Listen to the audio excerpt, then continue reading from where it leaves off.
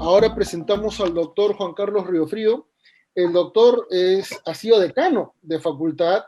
El doctor presenta un currículum bastante impresionante en cuanto a lo que es investigaciones desde el punto de vista filosófico, desde el punto de vista constitucional, y es profesor de la Universidad de los Hemisferios.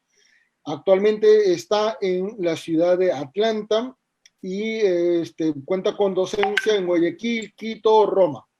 Con ustedes, bienvenido, doctor Juan Carlos, y todo suyo el público.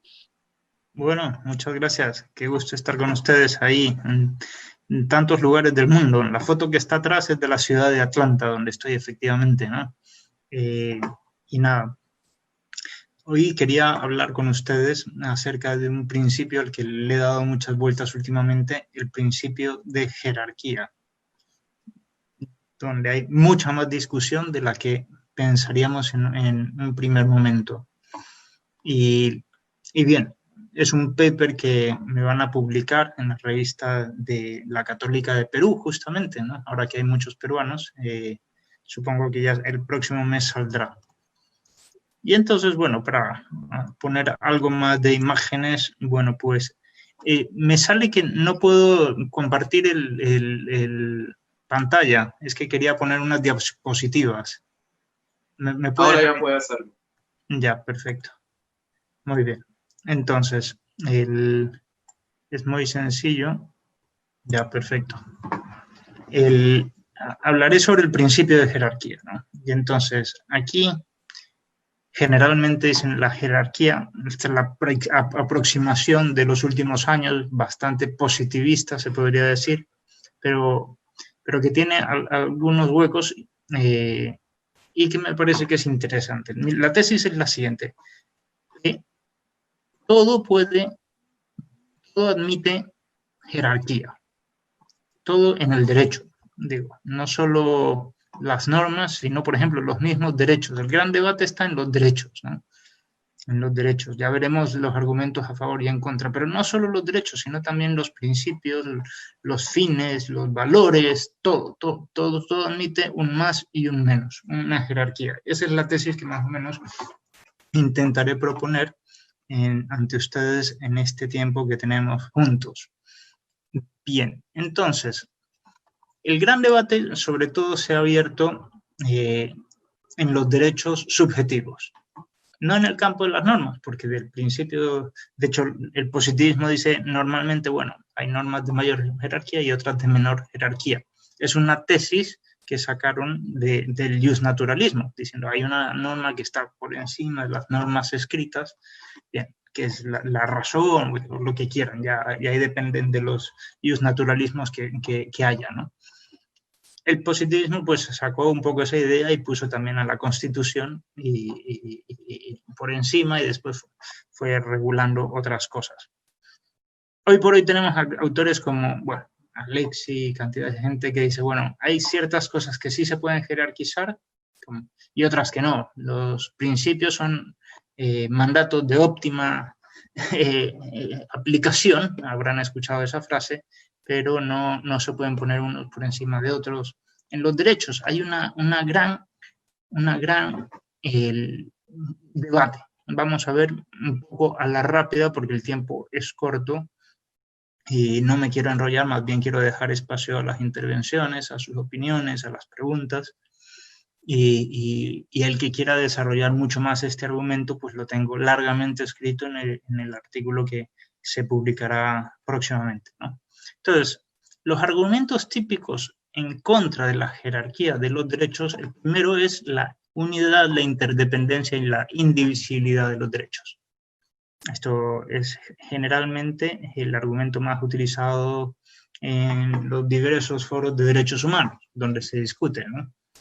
Y entonces dicen, no, como todos los derechos humanos están unidos y la lesión de uno implica la lesión, dicen, de todos, yo no sé si están así, efectivamente, hay una cierta indivisibilidad, entonces no puede haber derechos de mayor o menor jerarquía. Y se puede ver el ejemplo fácil, ¿no? En algunos derechos, si mato a alguien, pues ya no tiene esa persona ningún derecho, ¿no? a otros ya comienza a complicarse el argumento, ¿no? Si le privo de trabajo a alguien, pues obviamente ya no puede hacer muchas cosas, ¿no?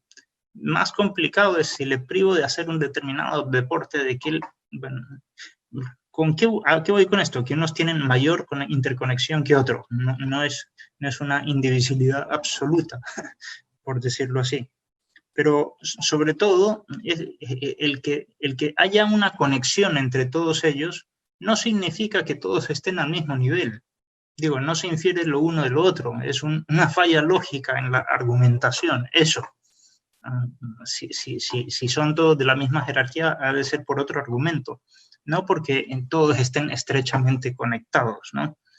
Y lo de la indivisibilidad hay que ver cómo lo entiende la jurisprudencia y cómo lo entienden los doctrinarios, ¿no?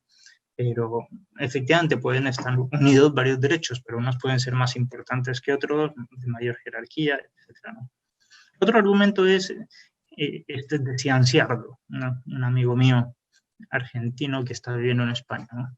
Jerarquizar derechos es jerarquizar personas. Y este es el argumento de fondo que utiliza para decir no hay jerarquía de derechos. Y uno podría decir, bueno, de hecho las personas se jerarquizan dependiendo de los cargos que tengan. No es el mismo cargo del presidente que el de un ministro, que el delegado del ministro, que el contratado por el delegado del ministro, ¿no? Bien, uno podría decir, son cargos, sí, pero bueno, o personas jurídicas y personas naturales. Bueno, hay una jerarquía mucho más importante que salvar la vida de las personas naturales, ¿no? Con lo cual sí que caben jerarquías. Donde no caben es efectivamente en aquello que todo sea igual. Si hay derechos que se desprenden por ser humano, pues todo el mundo, como es ser humano, pues tendrá una igualdad de derechos. En eso se podría decir que hay una cierta igualdad, pero no es que todos los derechos valgan lo mismo ni tengan esto, una misma jerarquía. Una imposibilidad a priori de hacer un tablero de derechos. Esto es un argumento muy repetido en la doctrina española, sobre todo, bueno, y en muchos lugares, sin lugar a duda, pero los autores que más he visto que lo utilizan es esto, ¿no? Hay hasta alguna jurisprudencia que dice esto, ¿no? Efectivamente, digo, es imposible hacer a priori, bueno, una tabla de derechos acabada porque siempre van apareciendo nuevos derechos, por 1000 razones, ¿no? Pero esto, la misma jurisprudencia termina siendo ad casum, una jerarquización de derechos. Y sabemos que si se hacen ad casum durante mucho tiempo, los casos van creando todo un sistema de pensamiento, un sistema jurídico. Así es como nació toda la jurisprudencia del common law en el derecho anglosajón, o de la equitas también en el derecho anglosajón, y va jerarquizando, sin duda ninguna, va jerarquizando. Ad casum, pero después va creando sus tablas, ¿no? Otro argumento. Un derecho subjetivo es como un corpus mechanicum, yo lo llamo, ¿no? Para entender este argumento que lo traen muchos autores, ¿no? Como algo vicarial, como algo que simplemente no es ni bueno ni malo, sino que se puede llenar con cualquier cosa. Bueno, pues si se llena con derechos que son más importantes que otros, pues tendrá eso alguna importancia derivada, se podría decir, no en contra de la jerarquía. Y donde más se ataca la no jerarquía de los derechos es con los no conflictivistas. Hay también otros autores argentinos, amigos míos, Toller, Cianciardo, también Zapac, entre otros, que dicen que no hay realmente en la práctica, a la hora de la verdad, en el último momento, un conflicto de derechos, con lo cual en principio no debería de haber jerarquía. Que todos los derechos están en un concierto, ¿no? In concert es el nombre del libro de Fernando Toller. Claro, pero bien, una vez más, de ese argumento no se deduce que haya imposibilidad de que haya una jerarquía, sino que no están en conflicto. Son dos caminos separados, ¿no? Efectivamente, uno podría decir, entre el derecho constitucional a la vida y el derecho reglamentario a presentar un escrito puede no haber conflicto, evidentemente, ¿no? pero uno es jerárquicamente superior a otro, al menos por el capítulo de la norma, ¿no? Y bueno, la igualdad normativa. Este es un argumento que es interesante, ¿no? Porque la misma norma dice que son iguales. Hay varias normas que lo dicen, ¿no? Por ejemplo, la Constitución del Ecuador dice: todos los principios, derechos son inalienables, irrenunciables, indivisibles, interdependientes y de igual jerarquía. Las normas más antiguas no lo decían. La Declaración Universal de los Derechos Humanos no lo decía. Y varios pactos de derechos humanos no. Últimamente han habido alguna constitución, como la de Ecuador, que dice: todos los derechos son de igual jerarquía. O la Declaración y el Programa de Acción de Viena del año 93 dice: se debe tratar a los derechos humanos de forma global y de manera justa y equitativa, en pie de igualdad, dándoles el mismo peso a todos. Dándoles el mismo peso. Observen esto, ¿no? Porque hay jurisprudencia que dice justamente lo contrario, ¿no? Que para poder ponderar, para poder aplicar el principio de proporcionalidad, hay que ver el peso.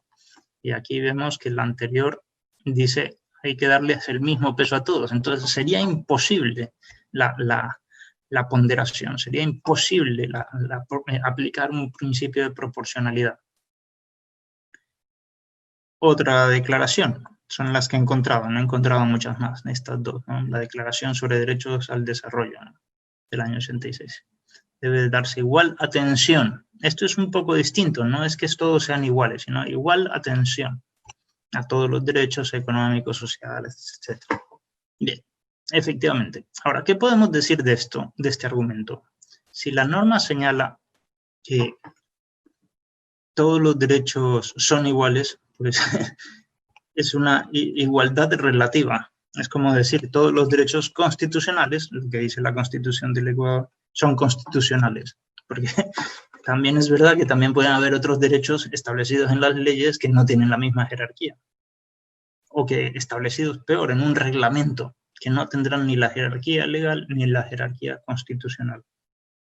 Bien, de alguna manera podríamos concluir que esta igualdad señalada en las normas solo se refiere a un tipo de igualdad, la igualdad de que todos pertenecen a la misma norma. No que no haya algún otro tipo de jerarquía. Ya veremos esto. Argumentos a favor. El más sencillo es lo más evidente. Si uno coge a cualquier persona de la calle y le pregunta: ¿todos los derechos valen lo mismo? ¿Qué van a decir? No, no valen lo mismo. ¿Son iguales? No son iguales. Digo, hay derechos por los que salen a las calles a protestar. Si se amplía o se reduce un término en una ley, probablemente la gente no salga a las calles, porque no es lo mismo que otros derechos relacionados con la vida, con la familia, con tantas cosas, ¿no? Es evidente, y en esto es preciso no resbalar sobre lo obvio. A veces, por hacer mucha teoría, nos olvidamos de las cosas más evidentes, ¿no? De ahí, también es verdad que el mismo argumento de la norma, ¿no? Hay normas que dicen: no, en cambio, estos derechos son superiores que estos otros. Dentro de la misma Constitución ecuatoriana también hay ciertas cosas que están puestas por encima. Por ejemplo, el summa causae. Summa causae permite derogar cualquier derecho constitucional, según la jurisprudencia del Ecuador. Con lo cual, no me vengan que todo es igual aquí. Si la misma Constitución y la jurisprudencia constitucional ponen aquí a otro nivel ciertas cosas de la misma Constitución, pues la misma norma se deroga a sí misma, ¿no? La jerarquía también axiológica y de bienes, ¿no? Hay bienes que valen más que otros, ¿no? Desde luego la vida vale más que el dinero, por decirlo con frase de Hollywood, ¿no? Desde luego la libertad vale más que, yo qué sé, otros bienes menores, ¿no? Uno podría decir: no, pero nunca van a estar en conflicto. Bueno, pero más allá de que haya no conflicto, esto también habría que verlo, lo cierto es que puede valer una cosa más que otra. Y que no hay que resbalar sobre lo obvio. Otro argumento a favor, la jerarquía lógica, ¿no? Y cronológica. Esto es lo que suele decirse, ¿no? me decían, Vidal Campos, varios argentinos también han desarrollado mucho esto, pero no solo ellos, también hay otra gente en Brasil y en otros lugares, ¿no? El derecho, sin derecho a la vida, pues no hay ningún otro derecho. Después del de la vida, dice, hay que reconocer enseguida la personalidad jurídica, porque si no se le reconoce, pues efectivamente pues pierde la persona el sentido de todas las cosas que, esa capacidad de tener derechos. Y después de eso, pues muchas otras cosas más, ¿no? A la salud, a los alimentos. Bien, poco a poco se va desarrollando, ¿no? Uno después de otro. Esto hay muchos autores que desarrollan estas ideas bastante, ¿no? Jerarquía abstracta versus jerarquía concreta. Bueno, pues efectivamente hay lo que decíamos, ¿no? Quizás no se puede hacer una lista a priori, pero ciertos principios se pueden tener a priori, ¿no? En abstracto, y después a base de cosas concretas ir desarrollando más esto. Bien, concluidos los argumentos a favor y en contra, me gustaría primero meterme un poco más en la noción, el alcance y los límites del principio de jerarquía, para después volver a revisar el tema de los derechos, de los fines, de los valores, y ver cómo efectivamente el principio de jerarquía aplica en todas sus dimensiones a todo ello. Lo que hemos hecho es solo un test. Primero hemos puesto el problema, después hablaremos de las nociones y después con ese problema lo intentaremos resolver con todo lo que hemos dicho, ¿no? ¿Qué es el principio de jerarquía? Si uno va al diccionario, dice jerarquía, la gradación de personas, valores o dignidades, ¿no? Hoy por hoy suena muy fuerte, gradar personas, ¿no? No, eso es discriminar y todo esto. Hemos dicho, bueno, efectivamente, todo el quien distingue, pues pone grados, efectivamente, ¿no? Hay personas más puntuales, menos puntuales. Ya hemos puesto una distinción, una gradación, ¿no? Hay personas que tienen algún cargo mayor que otras, ¿no? Hemos dicho a la vez también en cuanto a la naturaleza propia de todas las personas, todo el mundo es igual. Allí sí hay una igualdad y por eso pues se pueden predicar los derechos humanos, pero en la forma de aplicarlos y en concreción de cada derecho se puede ver. Esta es la primera idea importante que me parece que debe de haber, ¿no? Que hay un más y un menos. Ahí donde hay un más y un menos cabe jerarquizar. Esta es la idea, ¿no? Puede estar más arriba del mar, más abajo del mar, como dice la canción de Disney, no bajo del mar, ¿no? Bueno, pues efectivamente, ya hay una jerarquización, aunque sea de la altura, ¿no? Donde hay un más y un menos hay una jerarquía y hay una gradación. Y efectivamente, pueden haber también otras jerarquías, ¿no? Animales que sean, digo, más grandes y que merezcan una mayor protección, efectivamente, de otros que sean, bueno, más chicos, lo que sea, efectivamente. Esto también se ve, bueno, o bienes que son más valiosos que otros que son menos valiosos. Qué bien, por ejemplo, pues uno podría decir, no, todo es relativo. No, objetivamente un gramo de oro vale menos que un kilo de oro, ¿no? Más o menos, donde hay un más y un menos cabe una jerarquía. También dentro del derecho, y esto es una idea que es interesante, ¿no? Porque en el derecho hay cosas que valen más y cosas que valen menos. Esta es la primera idea, ¿no? Bienes jurídicos que merecen una mayor protección y por eso se reprime más cuando se violentan. Por eso nuestros códigos penales en todo el mundo no todos tienen la misma pena, sino cuando se violentan bienes más grandes hay penas más grandes, ¿no? Hay una proporcionalidad, la proporcionalidad exige un más y un menos, ¿no? Efectivamente, y la proporcionalidad exige una jerarquía de bienes, no sé si se dan cuenta, porque si no habría que poner la misma pena a todos los atentados, porque más o menos todo es contra lo mismo, ¿no? Contra un bienes de igual valor. Bien, entonces, muchas veces en las últimas décadas se ha terminado dándole una función al principio de jerarquía solo de una regla más de antinomias, ¿no? Se acuerdan seguramente las reglas, ¿no? La más típica es la ley posterior deroga la anterior. Justamente el de la jerarquía, ¿no? La superior tiene prevalencia sobre la inferior, la especial sobre la general, ¿no? Después suele añadirse también, algunos otros ponen algunos otros detalles, por ejemplo, el principio de competencia también, ¿no?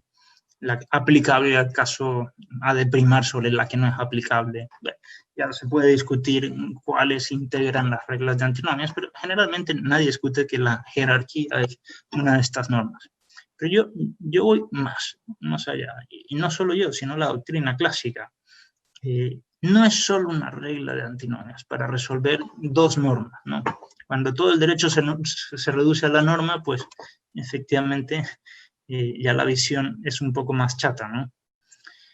Entonces, ¿qué es lo que se podría jerarquizar también? Pues muchas otras cosas, ¿no? Normas, obviamente, normas.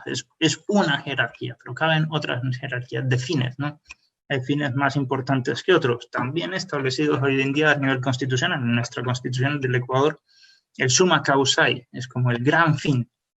Y responde un poco, también me parece que hay algo parecido en Perú, en Bolivia y en nuestros países andinos, se ha recogido bastante bien esto. Una cosa que es una concepción clásica, viene desde la vida buena de Aristóteles, el buen vivir, ¿no? Bien, tiene su relación, algunos ponen sus puntos de distinción y todo esto. Los fines también pueden jerarquizarse. Nunca es lo mismo el fin último que los medios. Los medios no tienen sentido si no se puede alcanzar el fin. Es decir, yo no, si aspiro a ser abogado y no me matriculo en una universidad que no me va a dar ese título porque no puede, ¿no? Digo, el fin, justifica qué medios se van a utilizar. No todo medio, pero qué medios se va a utilizar, sí, por eso es superior, ¿no? Los valores dependen de los fines, porque valor es aquello que se estima como bueno, ¿no? Y hay cosas que se estiman como buenas mucho más, efectivamente, porque nos permiten alcanzar nuestros fines, y otros valores menores, ¿no? Basta salir al supermercado y ver que todas las cosas no tienen el mismo valor, con lo cual cabe una jerarquía de valores, ¿no? Ahí cada uno de estos es un capítulo que se puede abrir, eso. También estoy trabajando en todas estas cosas. Los cargos, ya hemos dicho, hay cargos superiores, instituciones a otras superiores, principios, ¿no?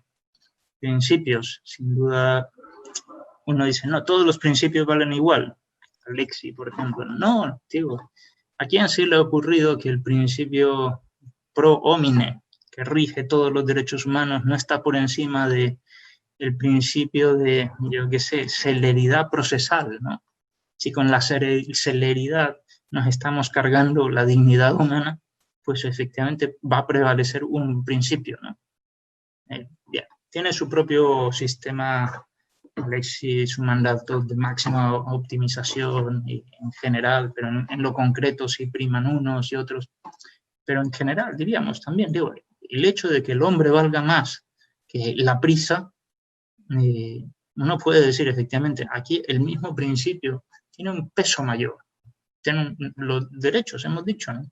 Aunque la ley dice algunas leyes, escasas leyes, ¿no? Y que todos tienen el mismo peso, sería imposible ponderar, sería imposible realizar ningún tipo de proporcionalidad si todo valiera lo mismo. Los bienes, finalmente, igual. Los bienes, no, lo que hemos dicho, no vale lo mismo un gramo de oro que un kilo de oro, ¿no? Uno podría decir, es relativo. Bueno, ya veremos qué pasa, porque efectivamente podrían haber casos donde el mayor peso del oro, pues, vale menos, como cuando el barco se está hundiendo, ¿no? Ya veremos qué pasa con eso. Solo dejo la pregunta aquí. Lo interesante es que el principio de jerarquía no es solo una regla de antinomias, ¿no? Sino que tiene dos funciones. Entonces, ¿qué funciones tiene? Pues primero una función positiva, la de fundamental. Este es quizás lo que se olvida generalmente hoy día, ¿no? La de marcar los fines, los valores, los principios. Por eso las normas superiores suelen hacer todo esto en la Constitución, en la parte dogmática. Ver qué vale más, ¿no? hacia qué es lo que va a atender un país, ¿no? ¿Qué sentido tienen los reglamentos si no hay una ley que determine para qué sirve, ¿no? Ningún sentido tiene el reglamento, ¿no? Digo, la ley superior, y no solo la ley superior, sino también esos primeros artículos que suelen poner en la Constitución, en la parte dogmática, pues tienen una cierta primacía muchas veces los derechos también, ¿no?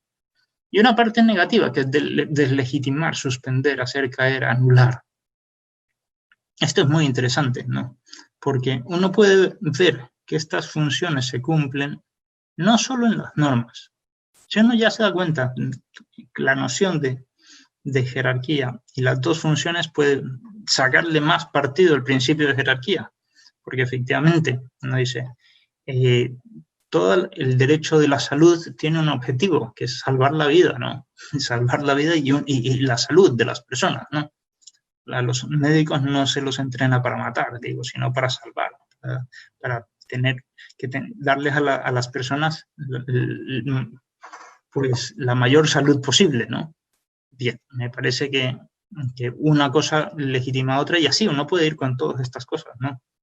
Que yo qué sé, ¿por qué al trabajador se le dan ciertas prerrogativas? Bueno, efectivamente, para que trabaje, ¿no? Ese es el fin del contrato laboral, ¿no? Y así, uno puede ir muchas cosas diciendo, bueno, aquí hay algunas cosas que son más importantes que otras, cosas que es evidente, ¿no?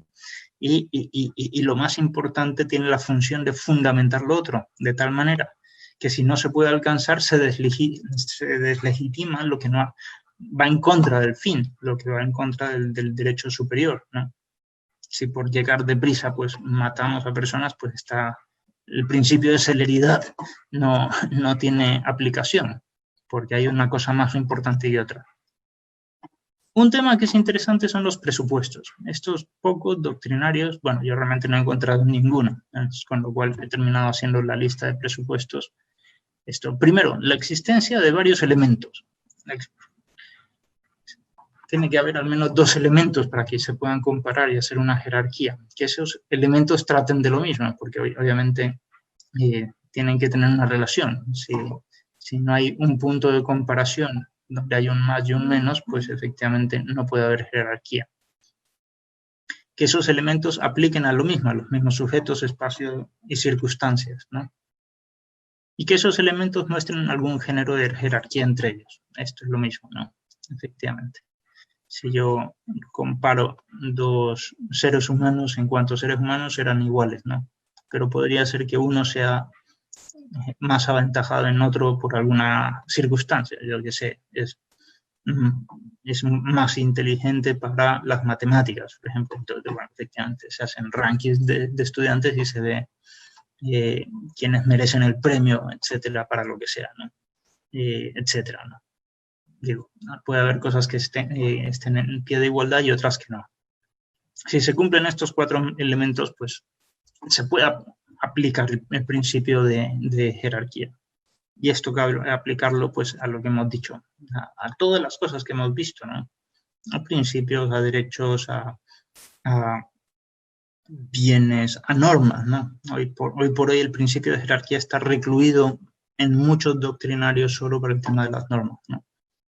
Muchos, por ejemplo, otro campo de aplicación muy interesante de muchos autores que hablan de esto, ¿no? Dentro de la Constitución hay una jerarquía entre los artículos, ¿no?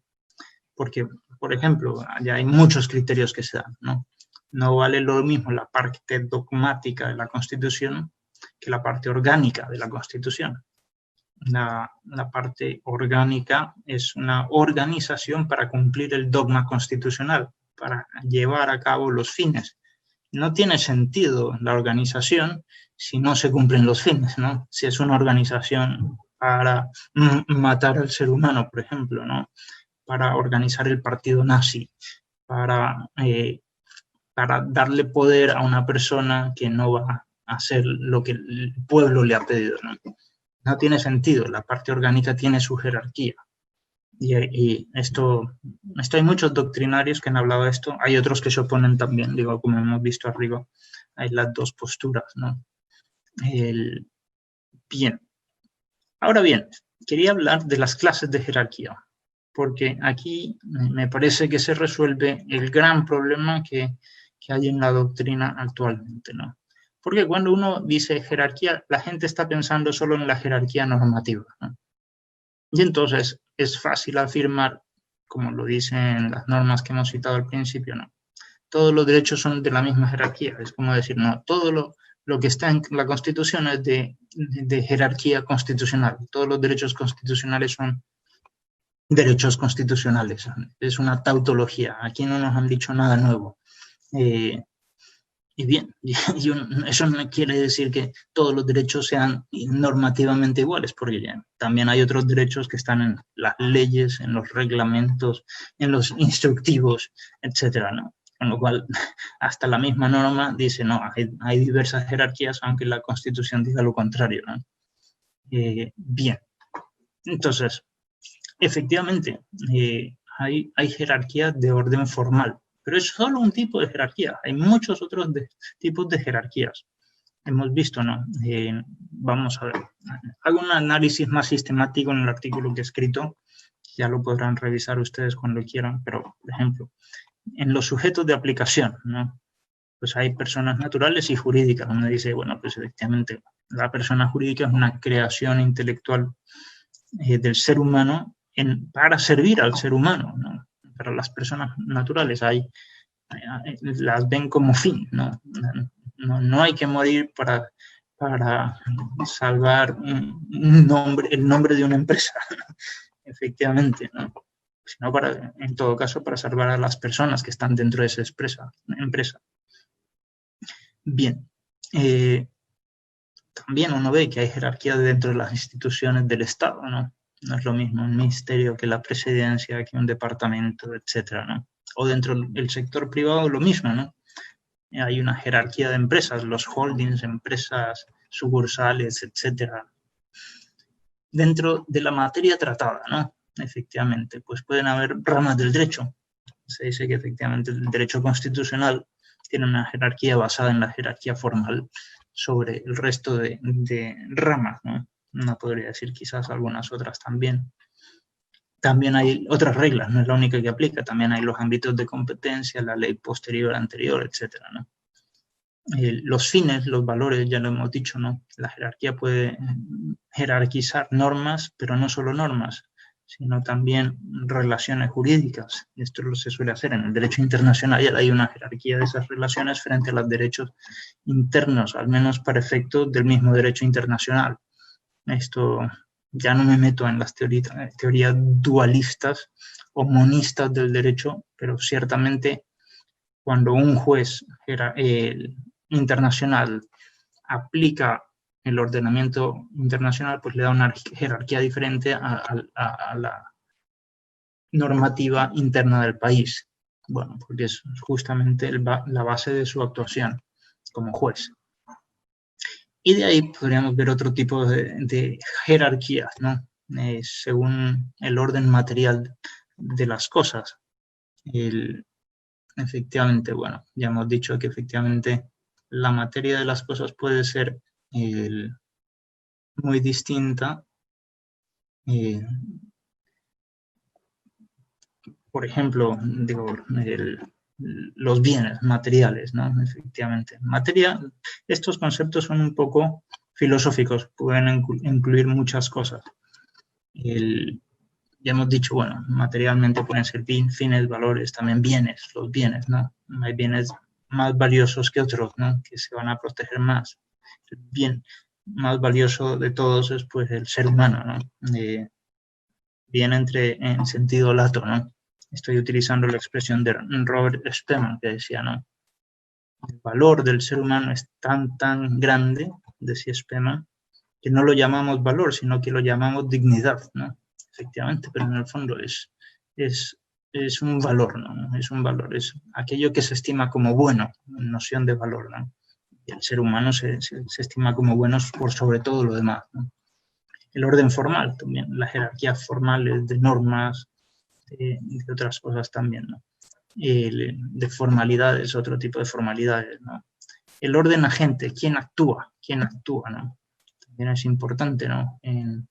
Quién quién manda en cada empresa, ¿no? Eso determina un nivel de jerarquía tanto en la persona como en lo que hace, ¿no? Si él da una orden, el de abajo no puede contradecirla, ¿no? El agente que produce la norma, ¿no? Y el orden final, ¿no? El orden de los fines. Esto es lo más interesante, porque se dice que el fin es la causa de las causas, ¿no? Causa, causarum est, dicen los clásicos, ¿no? Es decir, estas son las 4 causas formales, causas clásicas de la realidad, causas aristotélicas, muy estudiadas por la filosofía. Y se dice, bueno, todas estas no tienen la misma importancia. El fin es el que determina qué materiales se van a utilizar para, por ejemplo, construir una casa, ¿no? Pero el fin es que una persona pueda habitar, ¿no? Y por eso la casa tiene que tener una determinada forma para que pueda dar cobijo a las personas, y para hacer la casa hemos de contratar a algunos trabajadores, los agentes que hacen la casa, pero el fin es el que lleva la primacía sobre todas las causas, ¿no? Y uno podría decir, efectivamente, pueden haber, y esta es la idea principal que quiero llegar aquí, ¿no? Pueden haber muchas clases de jerarquías, muchos criterios para jerarquizar. En el artículo doy más de 20 criterios y abiertos, todos, con lo cual pueden haber varias clases más, ¿no? Pero esos mismos criterios pueden jerarquizarse, ¿no? Hay cosas más importantes que otras.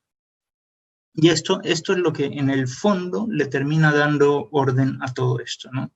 Hemos dicho que pueden haber criterios materiales, formales, agentes y finales, pero los finales tienen una cierta primacía sobre los demás. Hemos puesto, por ejemplo, el ejemplo del cuánto vale más, el oro, 1 gramo o 1 kilo. Y entonces decíamos, obviamente, materialmente, según la jerarquía material, pues puede ser, el kilo vale más que 1 gramo, ¿no? De oro, ¿no? Ahora, hemos dicho, si el barco se está hundiendo, ¿qué vale más ahí? Pues hemos dicho, se está hundiendo por el peso, hay que botar el oro por la borda para salvar a la tripulación. Entonces ahí hemos dicho, claro, vale menos lo que nos está arriesgando la vida. Más oro vale menos objetivamente. ¿Por qué? Objetivamente en esas circunstancias, ¿no? Porque aquí ya se añade un elemento de comparación, que es el valor de la persona humana. Si uno dice que vale más el oro o la persona, pues la persona, efectivamente, ¿no? Y el fin es justamente ese, ¿no? Salvar a la persona. Con lo cual, efectivamente, hemos visto que el orden final de los fines pues tiene una primacía sobre el resto de cosas, ¿no? Hay una jerarquía de todo está interconectado, fines, valores, principios, normas. Aquí, bueno, ya estoy llegando a las conclusiones finales, pero quería mostrar eso, ¿no? Como hay muchos criterios. Cuando los jueces juzgan en cada caso, pues van aplicando todos estos criterios, se dan cuenta que hay muchos criterios. Y al final, y el abogado dice, no, ha de primar este. El abogado de la otra parte dice, bueno, no, aquí usted sopese bien esto porque aquí en la prisión no vale tanto la privacidad. El otro va a decir, sí vale la privacidad, y hay cantidad de jurisprudencia. Y uno dice, lo que están haciendo estas personas, no están negando que haya una jerarquía de derechos en la jurisprudencia española, por ejemplo, ¿no? Que vale más la privacidad o el derecho al control, entre comillas, de los policías, derecho, ¿no? De todos los prisioneros, ¿no? Entonces, ahí hay mucha jurisprudencia, muy interesante además, ¿no? Entonces, como están controlando todas las conversaciones, demandan los presos y dicen, tenemos derecho a la privacidad. Entonces, ¿qué es lo que les dicen el Tribunal Constitucional Español? Pues ellos tienen derecho a la privacidad, no les pueden controlar. Sin embargo, los policías, después de esa decisión, siguen controlando a los miembros de la ETA. ¿no? Y al resto no. Y los de la ETA demandan, ¿no? ¿Y qué dice el Tribunal Constitucional? Pues fíjese usted, ustedes tienen tal grado de peligrosidad, porque de hecho, por el contacto de esto, han muerto varios policías allí dentro de la cárcel, que a ustedes es legítimo controlarles, al resto no, pero a ustedes sí les pueden controlar todas las conversaciones que tienen, ¿no? Aún así, los de la ETA vuelven a demandar en un tercer caso, diciendo, bueno, es verdad que somos muy peligrosos y que nos pueden controlar, pero al menos déjenos tener una conversación privada con nuestro abogado, porque hasta eso le estaban prohibiendo los policías de la cárcel. Y el Tribunal Constitucional pues falla que efectivamente el derecho a la defensa es superior a cualquier otro derecho y en este caso prevalece. ¿Por qué pongo este ejemplo? Para que vean cómo el Tribunal Constitucional va utilizando varios criterios de jerarquía, de pesos específicos de los derechos, viendo cuál es el fin de todo, ¿no? Y diciendo, efectivamente, hay una razonabilidad detrás de todo esto. Por eso podemos conversar, por eso nos parece razonable lo que ha fallado el Tribunal Constitucional español. Pero no es que está diciendo que no todos los derechos son iguales, sino que efectivamente los criterios van cambiando, ¿no? Y aparte hay un criterio de criterios, bueno, pues aquí lo que hay que salvar es a las personas, ¿no? Bien. Espero, bueno, haber podido ser un poco claro, al menos exponer el problema de la jerarquía en algún campo específico de los derechos, ver cómo funciona el principio de jerarquía y resolver ese problema al final, en la medida de lo posible. Muchísimas gracias. Me quedo abierto a las preguntas. Muchísimas gracias, doctor Juan Carlos. Ha sido una brillante exposición. Hay algunas preguntas que tenemos en interno. Una de ellas es precisamente relacionada a esta ponderación de los derechos. Y uno de nuestros estudiantes pregunta lo siguiente, ¿no? Con respecto a los derechos digitales, a propósito que usted tiene un trabajo, me parece, de investigación relacionado a esto, ¿cómo podríamos trabajar la ponderación con respecto a estos derechos? ¿Podríamos de alguna forma establecer algunos límites en cuanto al alcance de protección? Sí, por supuesto. Yo pienso que cabría aplicar unos límites, pero habría que ver ya el derecho concreto, ¿no? Porque derechos digitales hay toda una lista enorme, ¿no? Y se van produciendo cada vez más, ¿no? Y yo pienso que podría ser, viendo cada derecho concreto, mientras más se concrete, más es posible decir, y se compare con otro, se puede establecer una jerarquía, ¿no? Efectivamente, en abstracto, pues es que la misma noción de derechos digitales incluyen demasiado, ¿no? Si me explico eso. Con lo cual, por ejemplo, derechos digitales, el derecho al olvido, al update, el derecho al nombre de dominio, el derecho a la identidad. Bueno, pues envuelven cosas muy distintas, ¿no? Efectivamente, dentro de los derechos digitales suele decirse, y esto lo digo yo un poco en el artículo que tengo publicado en Costa Rica, el primero es a entrar al mundo digital. Si no estamos en el mundo digital no hay ningún derecho, ¿no? Es como el derecho a la vida en el campo real, el derecho a estar dentro del ámbito digital. Ese sería el primero de todos los derechos, ¿no? Y después ya hay especificaciones de ese derecho, ¿no? Muy bien. Muchas gracias, doctor. Hay otra pregunta.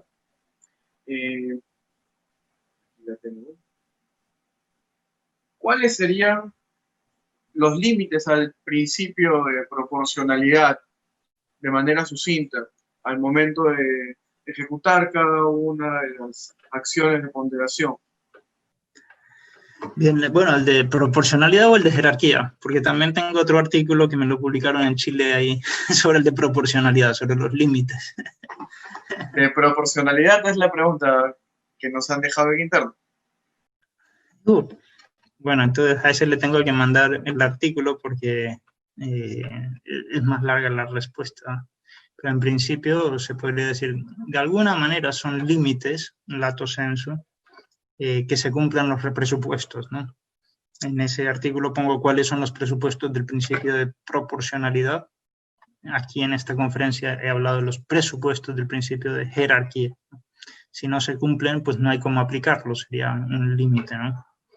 De ahí hay otros límites que son comunes a los dos principios. La mensurabilidad, ¿no? Decíamos que el principio de jerarquía necesita dos elementos que haya un más y un menos, ¿no? Pero si no se pueden pesar, si no se pueden medir en algún sentido, ¿no? Si no hay, el término técnico es, si no hay un tertium comparationis, esto ya es muy técnico, pues no se puede aplicar ni el principio de proporcionalidad ni el principio de jerarquía. Como dice un juez de la Corte Suprema de Estados Unidos, ¿no? Sería como comparar Scalia, ¿no? Sería como comparar peras con manzanas, digo, no hay cómo aplicarlo, ¿no? Él lo decía aplicando el principio de razonabilidad, de proporcionalidad. Y hay otros límites, bueno, que puedo enviarle el artículo porque me extendería mucho, ¿no? Muy bien, doctor. Estamos muy agradecidos con vuestra participación. Le agradecemos reiteradamente por haberse dado un tiempo para poder participar en este congreso internacional organizado por la Universidad César Vallejo, filial de Tarapoto. En mi calidad de director de la Escuela de Derecho, le agradezco de manera personal y en nombre de cada uno de poder estar con ustedes y los estudiantes de esta Casa Superior de Estudios, esperando de que en futuras oportunidades pueda colaborar con nosotros también en aras de desarrollar un mejor escenario académico, no solamente para los estudiantes en el Perú, sino, creo yo, también para cada uno de los que hacemos comunidad jurídica y académica. Perfecto. Un enorme placer tenerlo con usted. Muy bien, ¿no? Yo les quedo muy agradecidos y bueno, pues hasta la próxima, ¿no?